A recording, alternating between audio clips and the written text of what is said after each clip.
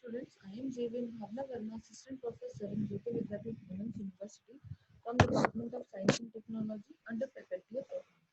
So today we discuss on the topic that is identity and access management. पहले हम पढ़ेंगे कि भाई ये टॉपिक क्या होता है, आइडेंटिटी एंड एसेस मैनेजमेंट से आप क्या समझते हैं। तो ये टर्म सिमिलर है जैसे हम बात करते हैं कि आइडेंटिटी के बारे में और उससे रिलेटेड उसके मैनेजमेंट के बारे में।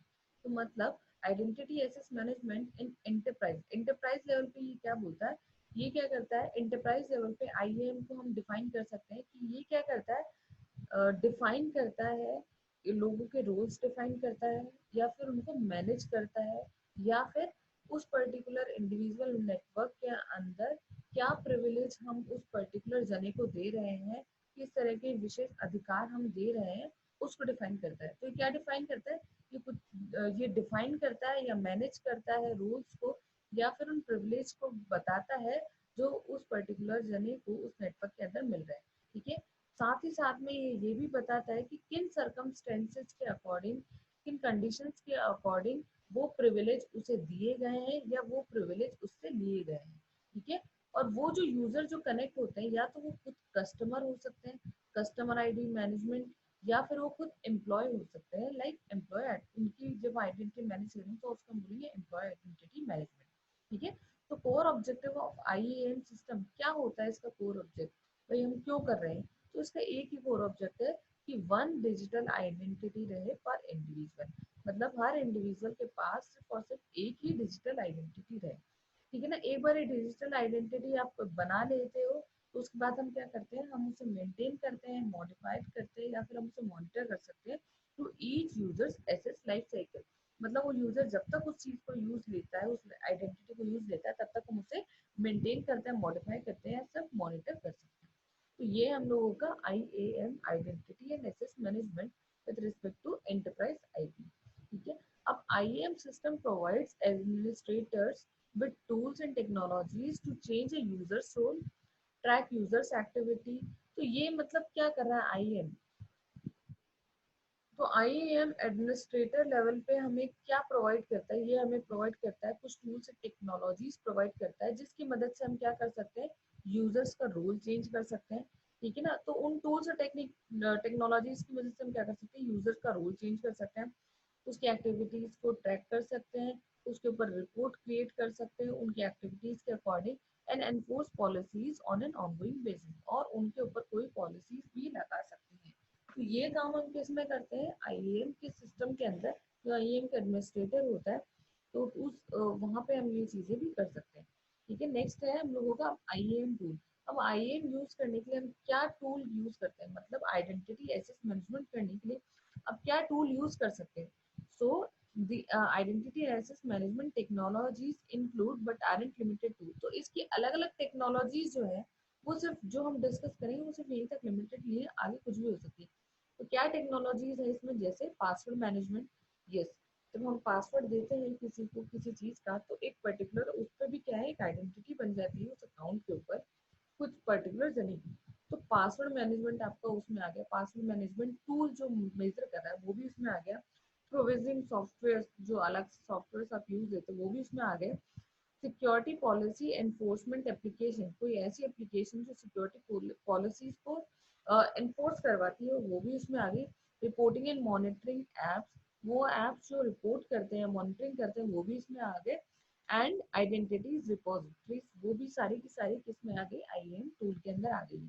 ठीक है, तो identity access management system are available on premises system such as Microsoft SharePoint as well as cloud based system. तो ये जो आइडेंटिटी एसेस मैनेजमेंट है तो ये हम लोगों के पास मोस्टली जगह अवेलेबल है, ये ऑन प्रीमाइसेस सिस्टम में भी अवेलेबल है, माइक्रोसॉफ्ट भी अवेलेबल कराता है, और क्लाउड बेस्ड सिस्टम पे भी ये जो है हम लोगों के पास अवेलेबल है। अब एपीआई सिक्योरिटी, तो API security enables IAM to use for B2B commerce। तो API security क्या करता है, IAM को यूज करवाता है विद B2B कॉमर्स। ठीक है, या फिर इंटीग्रेशन, या फिर वो क्या करता है, इंटीग्रेट क्लाउड के साथ इंटीग्रेशन करता है या कुछ माइक्रो सर्विस लेवल पे IAM आर्किटेक्चर यूज करने के लिए हमें अलाउ करता है। तो यही सिंपल है एक आपका API सिक्योरिटी। अब हमें IAM क्यों चाहिए, तो इंटरप्राइज लेवल पे अब हम समझ सकते हैं आइडेंटिटी बताना बहुत जरूरी है, ताकि हमें पता रहे कि कौन सी यूजर कौन सी सर्विसेज यूज कर चुका है, कौन से यूजर के कितने अकाउंट है, बहुत सारी चीजें हैं जो इंटरप्राइज लेवल पे हमारे काम आती है।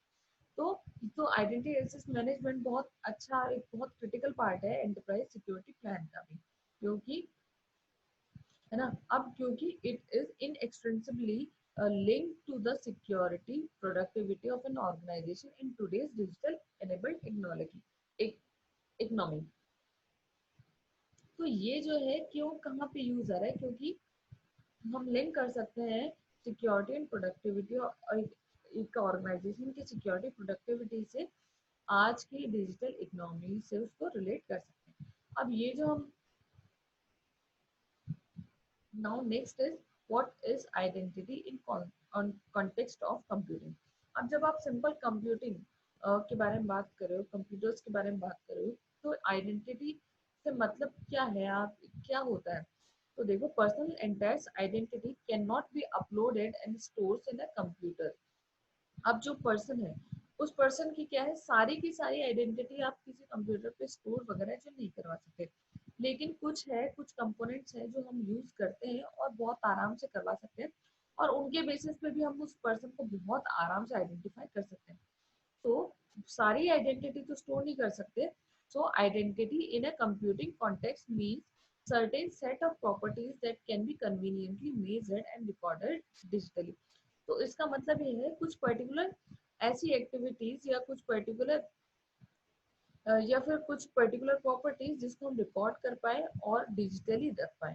ठीक है ना, जैसे क्या हो सकता है, जैसे हम आईडी कार्ड बनाते हैं किसी पासपोर्ट वगैरह के लिए, तो not every fact about a person is recorded in an ID card, लेकिन हम उस पासपोर्ट के अंदर, उस आईडी कार्ड के अंदर हम पर्सन की हर डिटेल शेयर नहीं कर सकते, बस कुछ कैरेक्टरिस्टिक्स ही बता सकते हैं।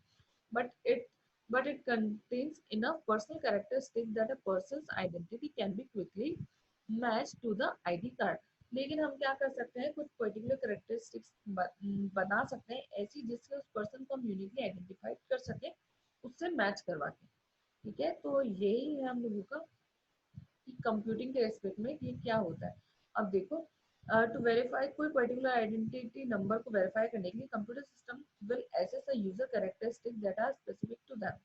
If the matches the user identity is confirm, match हो जाता है, आइडेंटिटी कंफर्म होगी। ठीक है ना, अब दीज कैरेक्टरिस्टिक जिसको मैच करवाता है, जो जिसको हम लोगों ने क्या बोला है, ऑथेंटिकेशन फैक्टर्स बोला है। ठीक है ना, क्यों, क्योंकि वो हेल्प करते हैं ऑथेंटिकेट करने में किसी पर्टिकुलर यूजर को। अब इस अब वो तीन बेसिकली ऑथेंटिकेटर ऑथेंटिकेशन फैक्टर क्या है, कि पहला है हम लोगों का ऐसा कुछ जो यूजर जानता है, ऐसा कुछ जो यूजर के पास है, और ऐसा कुछ जो यूजर खुद है। तो जो यूजर जानता है उसमें हम क्या, आप क्या ले सकते हैं, जो यूजर जानता है इसका मतलब वो क्या है, एक पीस ऑफ नॉलेज है that can only user should have.